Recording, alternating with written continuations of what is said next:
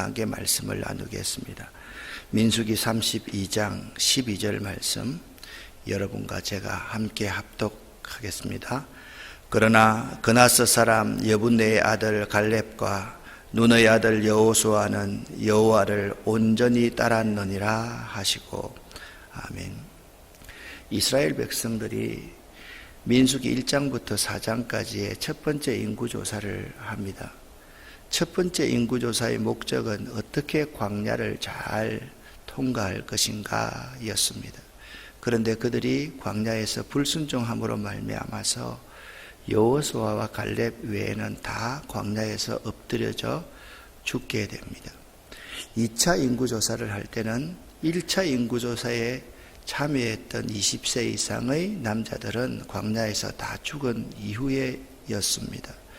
2차 인구조사의 목적은 광야 생활을 통과해서 이제는 모압 평지에 와서 젖과 꿀이 흐르는 가나안 땅으로 들어가기 위한 인구조사였습니다. 이스라엘 백성들과 모세가 생각해 보니까 이 광야 생활 가운데에 그들의 삶이 참 힘들고 어려웠습니다. 어떤 점이 어려웠는가? 그들이 불순종과 죄악으로 말미암아서 많은 자기 백성들이 광야에서 엎드려져 죽었기 때문입니다. 고라와 다단 사건을 비롯해서 여러 가지 반역이 많이 일어났습니다. 연병이 일어나서 24,000명이 죽습니다. 이들이 생각할 때는 아니 이 군사력을 가지고 젖과 꿀이 흐르는 가나안 땅에 입성할 수 있겠어? 우리 군사력이 너무 약하잖아. 그러한 생각이 들 만큼 그들은 많은 하나님의 벌을 받았습니다. 그런데 2차 인구조사를 하고 나니까 1차 인구조사일 때도 이스라엘 백성들이 뒷수는 빼고 60만 명이었습니다. 자, 여러분 가만히 보세요. 출애굽할 때도 이스라엘 백성들의 인구가 몇이었습니까? 60만 명이었습니다. 1차 인구조사를 하고 나도 60만 명이었습니다. 광야에서 많이 죽었습니다. 2차 인구조사를 딱 해서 이걸 까집어 보니까 또 60만 명인 거예요. 모세는 용기가 생겼습니다. 하나님이 보이지 않게 함께 하시는구나. 그 사실을 확신하게 되었습니다. 그 사실을 확신하고 난 뒤에 이스라엘 백성들을 동료해서 가나안 땅에 들어갈 준비를 합니다. 그런데 하나님께서 모세에게 모세 너는 나의 영광을 드러내지 않고 반석을 너의 지팡이로 2번 쳤기 때문에 너는 젖과 꿀이 흐르는 가나안 땅에 들어가지 못한다. 모세가 하나님 앞에 간절히 부탁을 합니다. 하나님, 저 대신 한 지도자를 세우시옵소서. 그래서 하나님은 허락하셔서 모세 대신 눈의 아들 여호수아를 지도자로 세웠습니다. 하나님께서 모세에게 명령합니다. 자, 어제 이런 명령을 합니다. 우리 민족의 원수가 있다. 그 민족의 원수가 미디안 족속인데 미디안 족속을 도륙하라. 여러분 가만히 한번 생각해 보세요. 지금 절대적인 지도자 모세가 힘이 있겠습니까? 갓 지도자의 반열에 올라간 여호수아가 힘이 있겠습니까? 여호수아는 힘이 없습니다. 여호수아는 각 지파의 두령들에게 둘러싸여 있는 연약한 존재에 불과합니다. 미디안을 누가 도륙해야 되겠습니까? 여러분 항상 1세대 지도자는요, 마지막 자기의 안위를 생각해서는 안 됩니다. 1세대 지도자는 자기의 안위가 아니라 공동체의 안위를 먼저 생각을 해야만 됩니다. 여러분 농사를 하지 않습니까? 농사를 잘하는 사람의 특징은 2가지가 있습니다. 첫 번째, 지렁이를 잘 다루는 사람이 농사를 잘하는 사람입니다. 2번째는 풀을 잘 다루는 사람이 농사를 잘하는 사람입니다. 풀이 저절로 납니다. 여기다가 채소와 곡식을 심습니다. 풀이 훨씬 더 잘 자랍니다. 그런데 풀이 훨씬 더 잘 자란다 해서 풀을 다 뽑아버리면 곡식이 잘 되지 않습니다. 풀은 어떻게 해도 되잖아. 자랄 때 곡식은 이렇게 연약합니다. 풀의 목을 쳐줘야 됩니다. 목만 쳐주면, 곡식이 이렇게 자라면 풀이 같이 따라 올라와도 이 풀 이 자체는 곡식을 위해서 아주 유용한 도구가 된다라는 사실을 알아야만 합니다. 지도자가 마지막으로 해야 될 일은 그 공동체가 평화를 유지할 수 있도록, 그 공동체가 하나가 될 수 있도록, 새로운 지도력이 설 수 있도록 자기는 주춧돌 역할을 하는 존재입니다. 미디안을 무찌를 때도 모세가 자기 손에 피를 묻힙니다. 미디안을 도륙했습니다. 도륙하는 과정에서 각 지파의 지도자들, 천부장, 백부장들이 여인들을 남겨두었습니다. 모세가 화를 냅니다. 그리고서 말합니다. 하나님 말씀에 순종해라. 그들이 하나님 말씀에 순종해서 회개했습니다. 자, 오늘 요단강 동편에서 이제 젖과 꿀이 흐르는 가나안 땅에 들어가기 직전이었습니다. 지금 장소는 모압 평지입니다. 그런데 르우벤 자손과 갓 자손은 심히 많은 가축대를 가졌습니다. 그들이 보니까 요단강 동편이 목조지가 아주 좋고 물도 아주 좋거든요. 그래서 그들이 모세에게 나와서 이렇게 청원을 합니다. 그냥 요단강 동편에 저희들이 머무르겠습니다. 자, 5절 말씀을 같이 읽겠습니다. 또 이르되 우리가 만일 당신에게 은혜를 입었으면 이 땅을 당신의 종들에게 그들의 소유로 주시고 우리에게 요단강을 건너지 않게 하소서. 아멘. 지금 무슨 문제입니까? 우리에게 요단강을 건너지 않게 하소서. 그 많은 40년간의 광야 생활이 무엇을 때문에 존재했습니까? 요단강을 건너서 젖과 꿀이 흐르는 가나안 땅을 차지하기 위해서 그 엄청난 고난을 40년 동안 그들이 함께 받고 훈련을 받았던 것 아닙니까? 그런데 그들이 물질의 풍요함 때문에 요단강을 건너지 않게 해달라. 안 건너겠다는 거예요.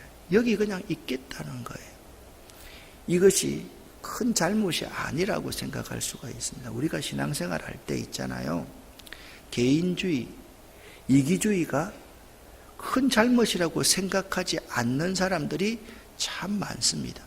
나는 다른 사람한테 피해 안 주면 되는데 목사님, 저는 다른 사람한테 피해도 안 주고요, 도움도 안 받아요.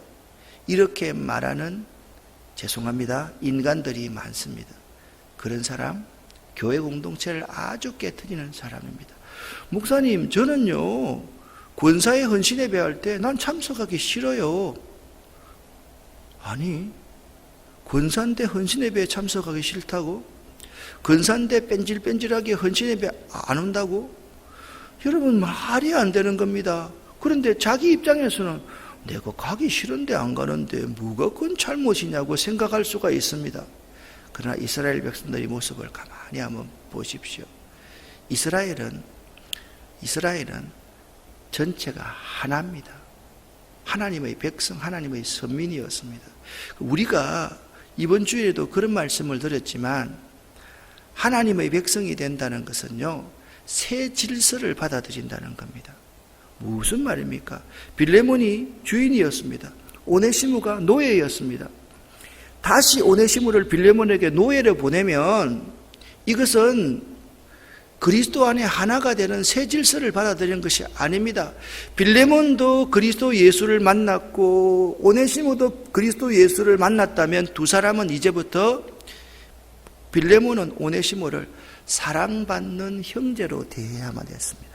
새 질서를 받아들여야만 했습니다. 누굽니까? 우리들은 그리스도 안에서 한 가족이라는 것을 받아들여야만 됩니다. 한 가족인데 내가 가고 싶다고 가고 가기 싫다고 안 갑니까? 내가 좋다고 해서 여기 머물고 다른 사람만 전쟁터로 보냅니까? 그것은 한 가족이 아닌 것입니다. 두 번째 있습니다. 지금 르우벤 자손과 갓 자손의 심히 많은 가축대가 지난 40년 동안 자기들이 가축대를 키웠습니까? 하나님이 양식을 주시고 하나님이 목초지를 주시고 하나님이 풀을 주셔서 그들이 가축을 키웠습니까? 여기 심이 많은 가축대는 하나님의 은혜와 축복의 상징이었습니다. 그들의 모든 가족들, 자녀들, 그들이 키웠습니까? 여러분, 광야에서 200만 명, 그리고 가축대와 다하면 거의 1000만 가까운 생명들이 어떻게 먹고 삽니까? 하나님의 은혜가 아니었으면 그들이 살 수 없지 않습니까? 그런데 지금 그들은 요단강을 건너지 않고 이곳에서 풍족히 누리고 살겠다라고 말을 하고 있는 것입니다.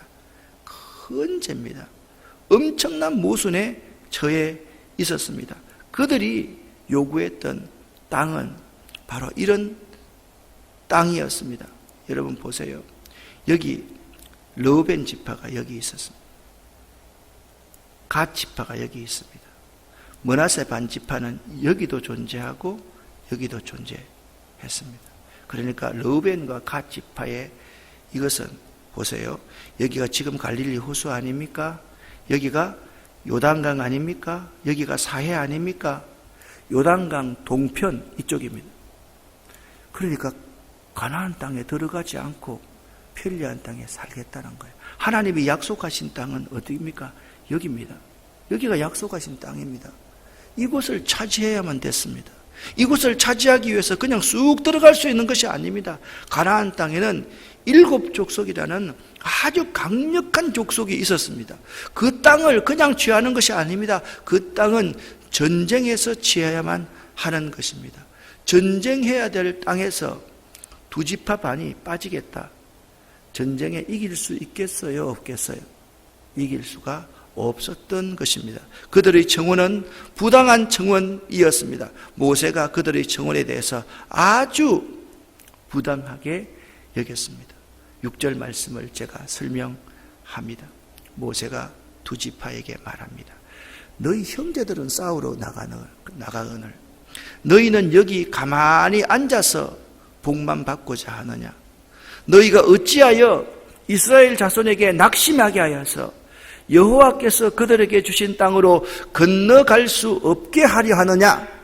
그러니까 그들의 이기적이고 개인적인 행동이 이스라엘 백성들의 사기를 떨어뜨려서 건너가지 못하게 하였다라는 거예요. 자, 르우벤 지파가, 갓 지파가, 므낫세 반 지파가 잘못한 것을 지금 어떻게 모세를 통해서 하나님이 그들을 이해시키고 설득시키고 있느냐?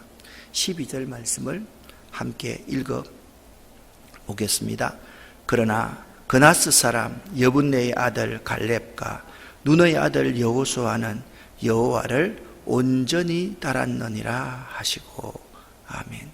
여호와를 온전히 따랐습니다. 자, 지금 돌아갑니다. 가데스 바네아에서 12명의 정탐꾼을 파송했습니다.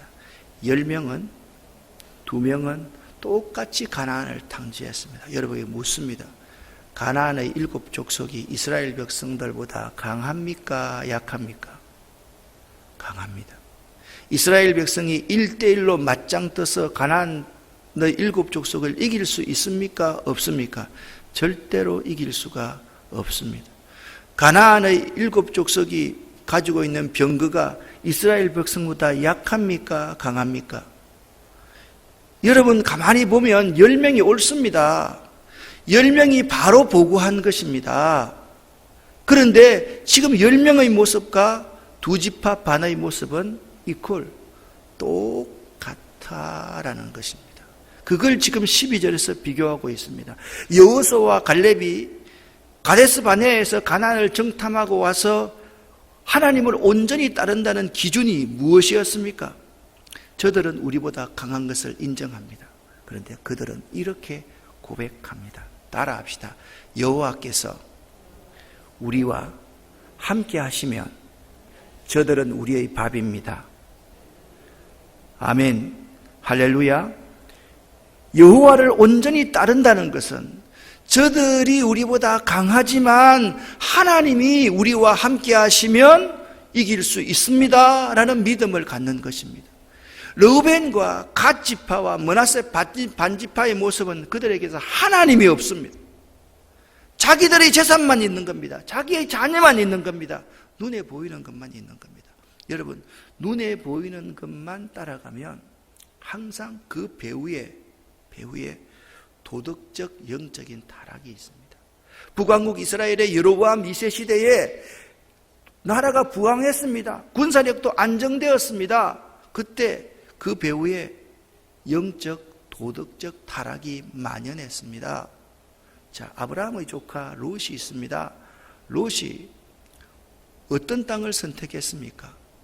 애굽 같고 여호와의 동산 같은 땅을 선택했습니다. 맞죠? 여러분 보세요. 아브라함이 선택한 땅이 좋습니까? 롯이 선택한 땅이 좋았습니까? 롯이 선택한 땅이 훨씬 좋았습니다. 그런데 소돔과 고모라 성은 어떻게 되었습니까? 유황불비로 심판을 받았습니다. 훨씬 좋지 않은 척박한 땅을 가졌던 아브라함은 복의 근원, 믿음의 조상이 되었습니다. 어디가 더 낫다고 생각을 하십니까? 르우벤과 갓 지파처럼 이렇게 결정하는 것은 10명의 정탐구가 똑같은 현실을 보고 결정하는 거라는 겁니다. 오늘 12절에 기준을 제시합니다. 그러나 라는 역접 접속사를 사용합니다. 너희들은 이 기준을 지금까지 보았지 않느냐. 이 광야에서 모든 사람이 다 죽었습니다. 광야에서 유일하게 살아남은 사람이 누가 있습니까? 여호수아와 갈렙입니다. 여호수아와 갈렙만이 어디를 들어갈 수 있습니까? 젖과 꿀이 흐르는 가나안 땅에 들어갈 수 있습니다. 여호수아와 갈렙이 어떻게 해서 젖과 꿀이 흐르는 가나안 땅에 들어갈 수 있었습니까? 여호와를 온전히 쫓았으므로. 할렐루야. 여러분들이 여호와를 온전히 쫓는 그리스도인이, 성숙한 그리스도인이 되어야지 여러분과 제가 르우벤과 갓 지파처럼 이기적이고 개인적인 청원을 하는 사람이면 여러분 개인으로는 잘못이 없는 것 같지만 그것이 공동체를 깨뜨리고 공동체에 득이 안 된다라는 사실을 꼭 기억을 하면 됩니다. 오늘 15절 말씀에 이렇게 말합니다. 너희가 만일 돌이켜 여호와를 떠나면, 무슨 말씀을 하고 있습니까? 요단강 동편에서 물질을 추구하고 가족만 생각하고 살아가면 여호와를 반드시 떠나게 된다.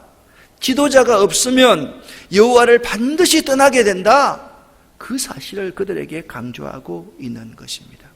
이 기준을 들었던 이 두 지파 반이 조건부로 재청원을 합니다.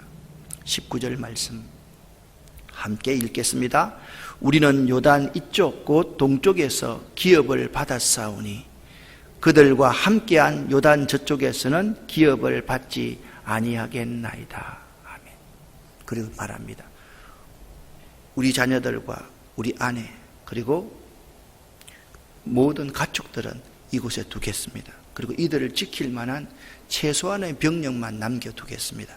그리고 우리들 20세 이상 된 대부분의 사람은 요단강으로 건너가서 돌아오지 않겠습니다. 끝까지 싸우겠습니다.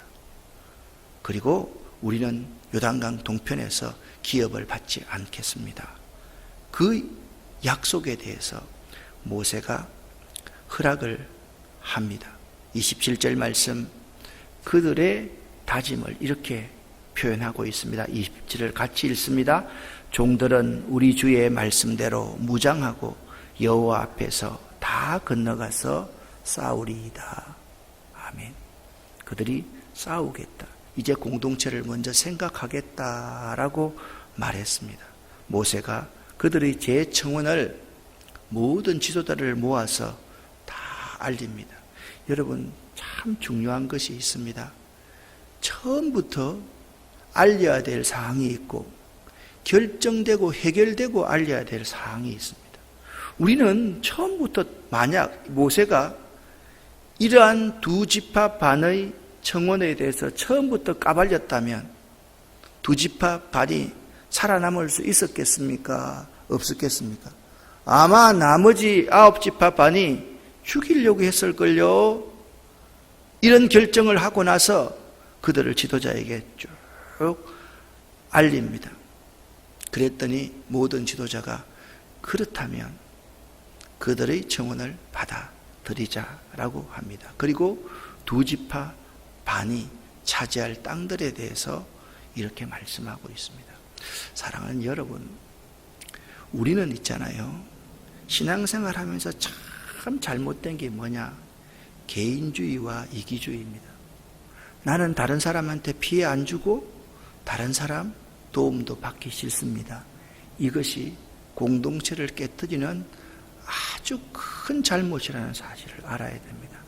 아무리 옳은 말도 공동체의 유익이 되지 않고 공동체의 평화를 깨뜨리면 그 말은 하지 말아야 될 말입니다. 아무리 옳은 행동도 공동체의 유익이 안 되고 공동체를 깨뜨리면 그 행동도 하지 말아야 될 행동임을 알아야만 됩니다. 오늘 모세는 이것을 잘 합니다. 여러분, 모세가 이런 마음을 가졌다면 어떻게 되었을까요? 그냥 자기 안위만 생각하고 내가 좋은 지도자로, 존경받는 지도자로 남으려고 했다면 모세가 미디안 사람을 도륙하는 일에 앞장섰겠습니까? 모세가 농사 짓는데 풀을 베는 일에 앞장섰겠습니까? 모세가 오늘 이 두 지파 반의 요청에 대해서 그냥 들어주면 되지 않습니까? 그런데 1세대의 지도자는 그렇지 않습니다. 오늘날 많은 교회의 지도자들이 이것을 잊고 있습니다. 자기가 은퇴합니다. 은퇴할 때 퇴직금도 많이 받아야 되고 전별금도 많이 받아야 되고 차도 한 대 받아야 되고 아파트도 한 채 받아야 되니까 장로님들하고 타협합니다. 그래서 많이 받습니다. 타협을 하다 보니까 자기 은퇴가 올 12월인데 11월 지금까지도 후임자를 세우지 못합니다. 이래서 문제가 생기는 것입니다. 욕심을 내려놓으면 됩니다. 욕심을 내려놓고 장로님들과 교회 권사님들, 집사님들이 목사님들을 잘 대우하려고 노력하고 욕심을 내려놓고 한 3년 전쯤에는요, 누가 담임을 할 것인가? 이거요, 반드시 세워야 됩니다. 그리고 그분이 목회를 잘할 수 있도록 그때부터 담임 목사가 해야 될 일이 뭔지 압니까? 풀이 자라면 풀을 베줘야만 됩니다. 다음 곡식과 채소가 잘 자랄 수 있도록 견실하게 다음의 지도자가 그 지도력을 잘 행사할 수 있도록 그 지도자가 역할을 자기가 손에 흙을 묻히고 피를 묻히고 모든 것을 다 인프라를 구축해 놓아야만 되는 겁니다. 그래야지 모세처럼 이런 삶을 살아야지 교회 공동체가, 이스라엘 백성의 공동체가 아름다운 공동체가 된다라는 것입니다. 또 한 가지 있습니다. 여러분, 두 지파와 여호수아와 갈렙을 한번 비교해 보시기를 바랍니다. 항상 물질을 보고 가족을 보는 사람은 전체 공동체를 보지 못합니다. 공동체를 먼저 봐야 됩니다. 하나님 나라와 의를 먼저 구해야만 합니다. 하나님이 우리와 함께 하시면, 하나님이 나와 함께 하시면 저들은 우리의 밥입니다.